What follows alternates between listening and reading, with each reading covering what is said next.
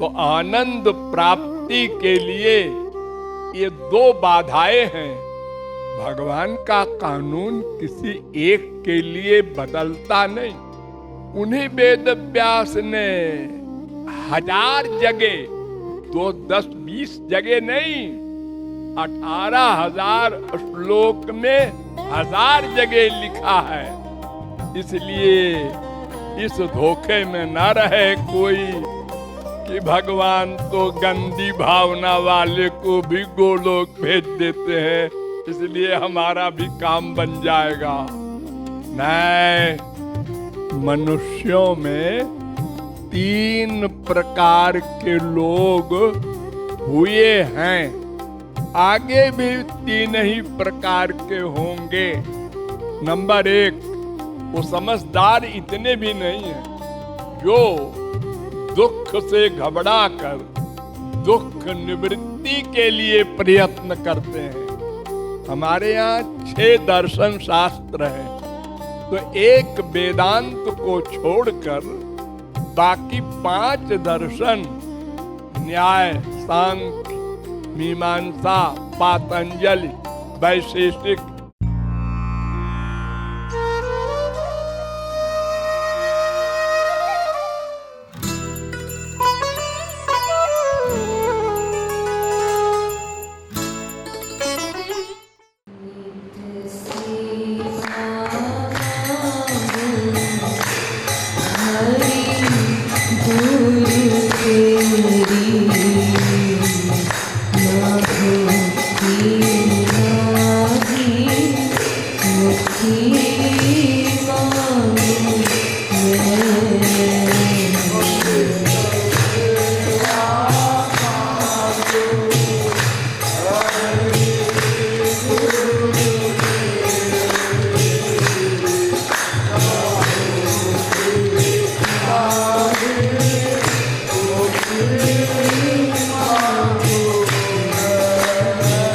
देखिए, ये पूतना, अजामिल, ये 2 आख्यान बड़े धोखे के हैं। हमारे द्वारा इसका निराकरण कई बार किया गया है।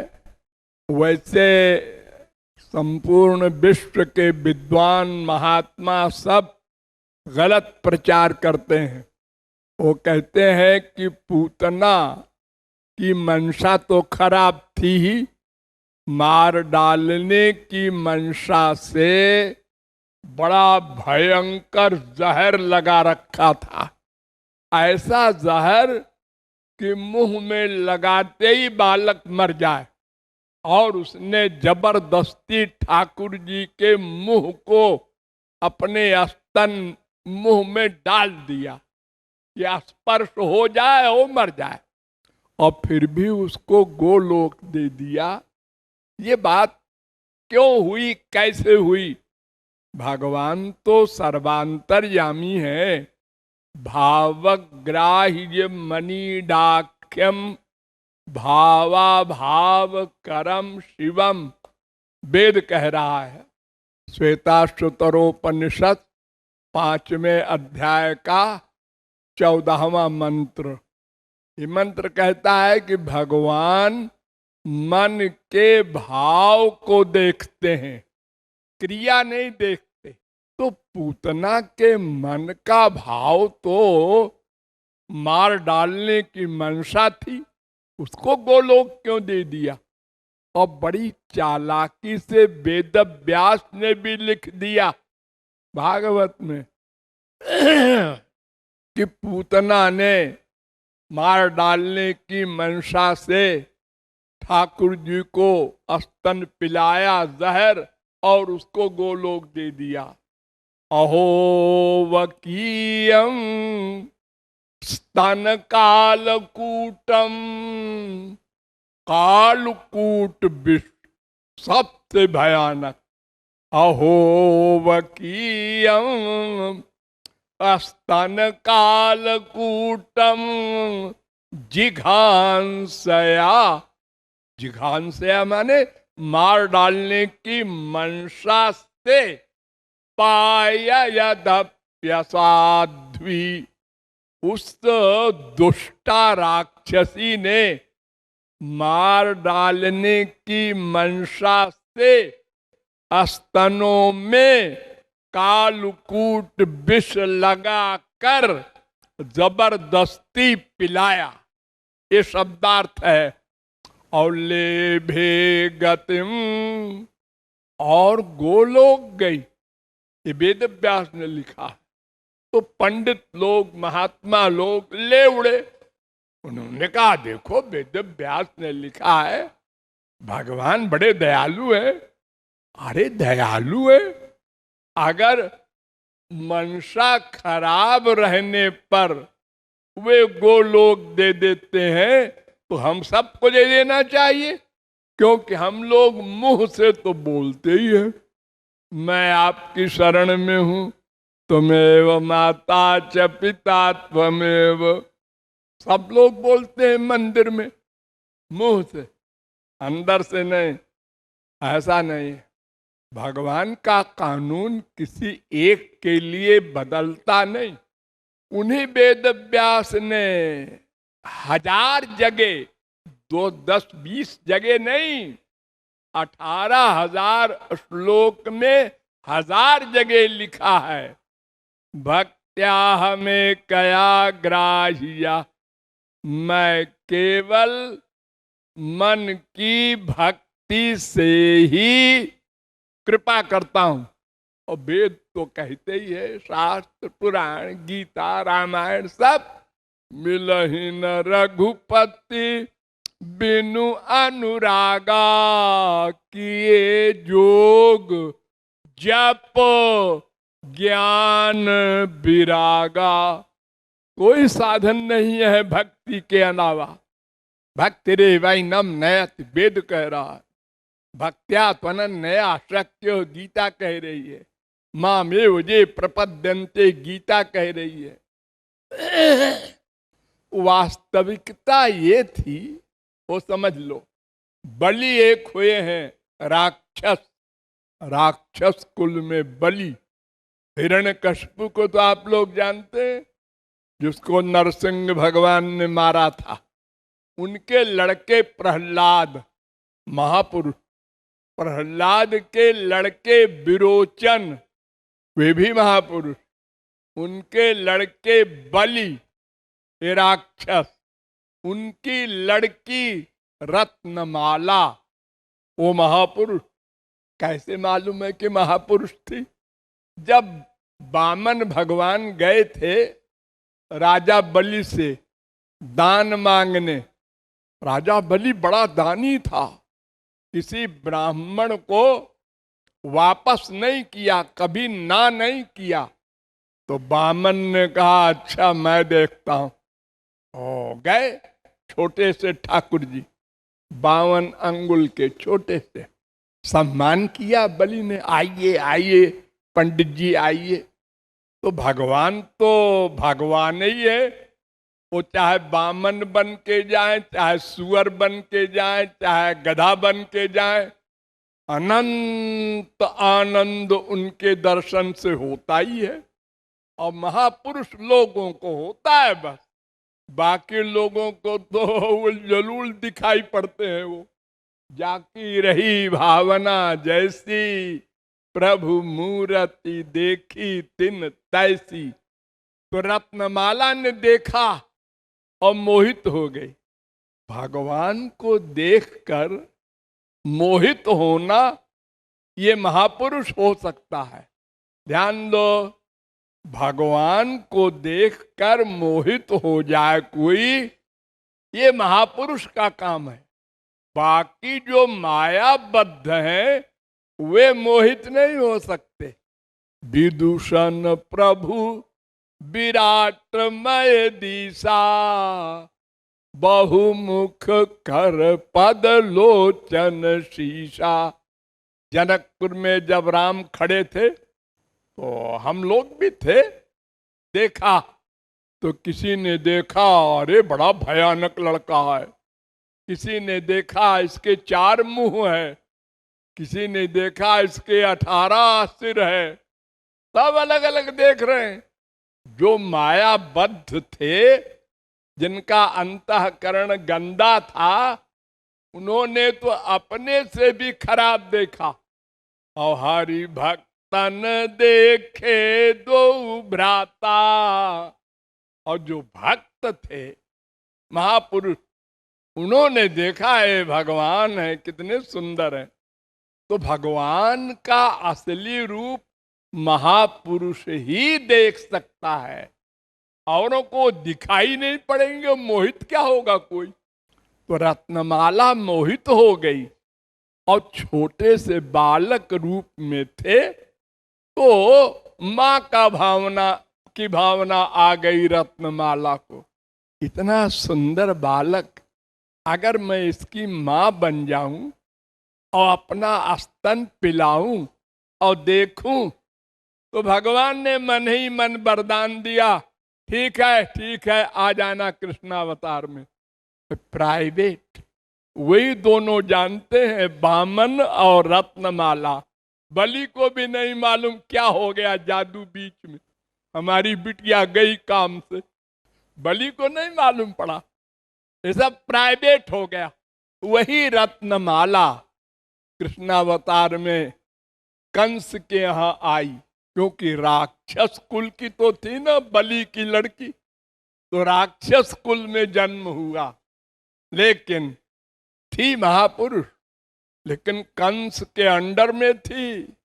कंस ने कहा, पूतना इधर आ, आप राजा के ऑर्डर, क्या सारे बच्चों को खा जा, ब्रिज में एक बच्चा बचे ना। उसने कहा, बड़ा बढ़िया मौका है, ये बेवकूफ है, हमको आज्ञा दे रहा है, न मानूंगा तो ये मार डालेगा हमको, और मान लेना चाहिए। वो जो हमको वर दिया था बामन ने, उसका हिसाब बैठ गया। तो देखो कि इतने सारे ब्रिज में बच्चे पैदा हुए थे, अरे रोजे होते रहते हैं, बच्चा मोहल्ले में सब जानते हैं, लेकिन वो सबसे पहले श्री कृष्ण के पास गई, सबसे पहले। ये श्री कृष्ण और पूतना की ये प्राइवेट मीटिंग है। श्री कृष्ण तो अंदर बैठे ही हैं पूतना के, उन्होंने कहा, इधर आप पहले मेरे पास, तेरी कामना पूरी कर दूं और अपने सखाओं को बचा लूं। अगर तू और कहीं जाएगी तो खा जाएगी मेरे सखाओं को, तो वे लोग तो बच नहीं सकते तुझसे, और मैं तो हिसाब बिठा लूंगा। पहले गई और स्मरण करके बामन भगवान का देखा, श्याम सुंदर को, ये तो उसी प्रकार के हैं जैसे मैंने देखा था। उठा लिया गोद में, स्तन को मुंह में डाल दिया, आंख बंद कर लिया। ठाकुर जी पीने लगे। अब जहर पहर का असर ठाकुर जी पे क्या होने वाला था, और उसको स्तन पीने का जो सुख माँ को मिलता है, वो पूतना को मिल गया। वरदान जो दिया था वो भी ठाकुर जी ने उसको निभा लिया। इसके बाद फिर पूतना को भुला दिया वो वरदान और दान, और उसको असली रूप में उसकी बुद्धि में डाल दिया कि तू राक्षसी है, अपना काम कर। तो वो विराट रूप 12 मील लंबी बन गई। 12 मील कितनी लंबी हो गई होगी। जब वो गिरी है, ठाकुर जी ने अपना बेट डाला, आकाश में ले गई ठाकुर जी को, तो ठाकुर जी ने छोड़ा नहीं उसका स्तन, वो बढ़ती गई तो भी ठाकुर जी ने स्तन नहीं छोड़ा। अरे देखो आश्चर्य कि जब वो 12 मील की बनी होगी, तो वो 6 दिन के ठाकुर जी ने पकड़ा कैसे? 6 दिन के ठाकुर जी बड़े नहीं बने, वो उतने ही बड़े थे, अवस्थन नहीं छोड़ा, वरना गिर जाते। अब ऊपर ले गई तो ठाकुर जी ने दबाया उसको, वो 6 दिन वाले नहीं, अब तो अनंत ब्रह्मांड नायक बन के दबाया। 6 दिन वाले क्या दबाएगा कोई, और इतना वेट किया, कि वो संभाल नहीं सकी, गिरी जमीन में तो 12 मील के सब पेड़ गिर गए, इतना वेट था। तो वो रत्नमाला ने अवतार लिया था पूतना का, और वामन बने थे श्री कृष्ण। इसलिए इस धोखे में न रहे कोई कि भगवान तो गंदी भावना वाले को भी गोलोक भेज देते हैं, इसलिए हमारा भी काम बन जाएगा। नहीं, भक्ति करनी होगी, अंतःकरण को शुद्ध करना होगा। देर ना करो, करो छेड़ी ना भक्ति नहीं, मुक्ति मांगे मैं।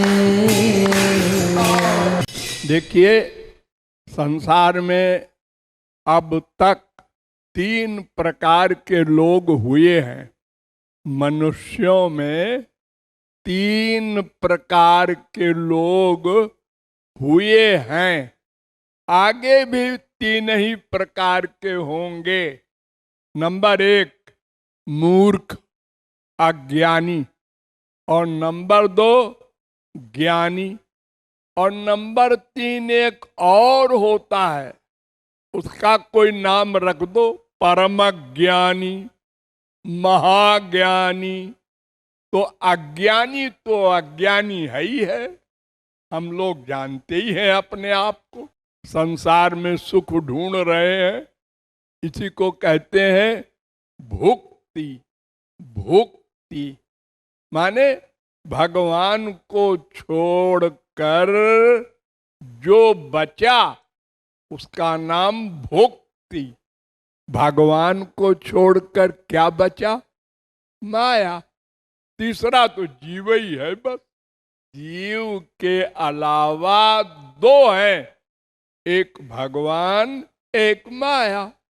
तो भगवान को छोड़कर दूसरा जो बचा उसका नाम माया। उस माया का लोक 3 है, स्वर्गलोक, मृत्युलोक, नरकलोक। यानी सात्विक माया वाले स्वर्ग जाएं, राजस माया वाले मृत्युलोक में आवें, और तामस माया के उपासक नरक जाएं। तो भगवान को छोड़कर बाकी 3 में जो सुख ढूंढ रहे हैं उनका नाम अज्ञानी, मूर्ख, नासमझ। ऐसे 99.9% लोग हैं। हाँ, पर देखने में तो नहीं लगता। देखो, तमाम लोग माला फेरते हैं, तिलक लगाए हैं, दाढ़ी रखाए हैं, कपड़ा रंगाए हैं, तमाम संप्रदायों से कान फुकाए हैं, मंदिरों में दौड़ रहे हैं, तीर्थों में भरे हैं। आप इतना कम बता रहे हैं? हाँ, ये सब बाहरी बनावट है। भीतर का उनका मन संसार में ही सुख ढूंढ रहा है। वो ठाकुर जी की पूजा भी करते हैं हाथ से, और मन से संसार की भक्ति करते हैं। और ये थोड़े से हम बता रहे हैं, 1% वो भी बहुत बता रहे हैं। वो समझदार इतने भी नहीं हैं जो दुख से घबरा कर दुख निवृत्ति के लिए प्रयत्न करते हैं।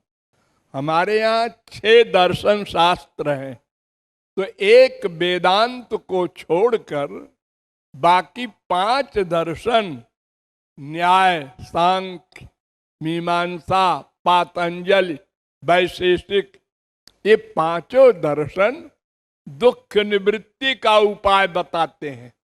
ये दुख जो मिल रहा है मूर्खों को, अपने को देह मानने वालों को, इससे उनको ज्ञान हो गया तो वो कहते हैं इसके निवृत्ति का ये उपाय है। एक वेदांत है जो कहता है कि नहीं नहीं ये भी गलत, आनंद प्राप्ति होनी चाहिए। तो आनंद प्राप्ति के लिए ये दो बाधाएं हैं, भुक्ति और मुक्ति। इसलिए वो लोग कहते हैं भक्ति करो। भक्ति तीन चीज है, भुक्ति माइक सुख, मुक्ति ब्रह्मानंद, और भक्ति ये प्रेमानंद, अहेतु की निष्काम भक्ति। इसलिए वो कह रहा है कि मैं भुक्ति भी नहीं मांगता, मुक्ति भी नहीं मांगता, मैं निष्काम भक्ति के द्वारा आपकी सेवा मांगता हूं। ये भावार्थ है।